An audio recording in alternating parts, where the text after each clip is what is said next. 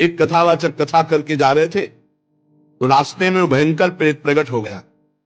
बार बार इधर उधर उधर प्रकट होता। कई बार घटना ऐसी देखी है, आंखों देखी है। वो तभी समझ में आता प्रेत है, जब कभी इधर कभी इधर, कभी सामने कभी पीछे कभी आगे। अब वो तो एक पूर्व के समय में था, तो एक हाथ में लालटेन की संध्या के समय, एक हाथ में पोथी थी भागवत की। वो छू सकता नहीं था, बार बार भयावा रूप रखता।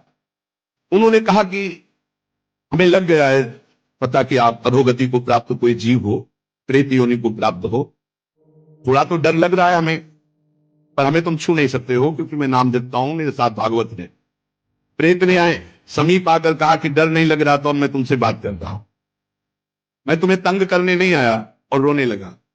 मैं अपना उद्धार कराने आया हूं। तुम पिता के समान हो, जो नाम जप करता है, भगवत चर्चा करता है, वो सारे चराचर को पुत्र के समान प्यार करता है। मैं भी तो आपका पुत्र हूं। मैं दुर्गति को प्राप्त हो गया हूं।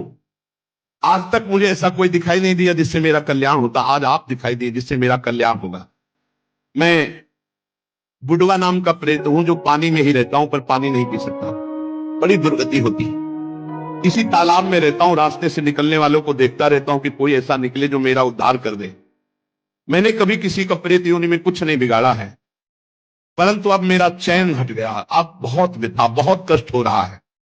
हरिनाम या हरि कथा दो से ही मेरा उद्धार हो सकता है। और रो रो करके दूर से ऐसे गिर पड़ा चरणों में।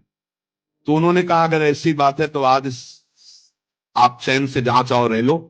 कल से मैं अपने घर में आपको निमंत्रण देता हूं आना, और घर में ही हम 7 दिन भगवान की कथा कहेंगे, तुम्हारा कल्याण हो जाएगा। और हर कथा की शाम को नाम कीर्तन तुम्हारे लिए करेंगे। पंडित जी ने उसके प्रारब्ध को नष्ट कर दिया। 7 दिन की कथा, 7 दिन का नाम कीर्तन, वो बुढ़वा प्रेत भगवान के धाम को गया। भगवान का नाम और भगवान की कथा ही नारकी योनियों से बचा सकती है। इसलिए सबसे प्रार्थना है, जितना बने रामकृष्ण हरि जपो, राधा राधा जपो। जहां कहीं भगवान की कथा सुनने को मिले विशुद्ध, वहां कथा सुनो। अगर बन जाए तो दूसरे का हित करना, कभी पाप मत करना, क्योंकि ये पाप निश्चित भोगना पड़ता है, बड़े बड़ों को भोगना पड़ता है।